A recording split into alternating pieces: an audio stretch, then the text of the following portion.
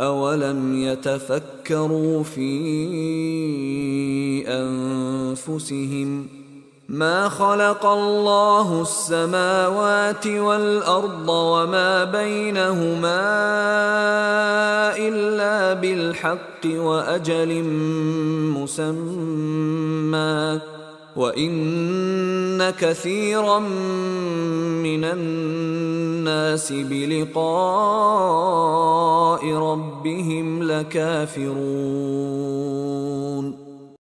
کیا ان لوگوں نے اپنے دل میں یہ غور نہیں کیا کہ اللہ نے آسمانوں اور زمین کو اور ان کے درمیان جو کچھ ہے سب کو بہترین قرینے سے مقرر وقت تک کے لیے ہی پیدا کیا ہے؟ ہاں، اکثر لوگ یقیناً اپنے رب کی ملاقات کے منکر ہیں۔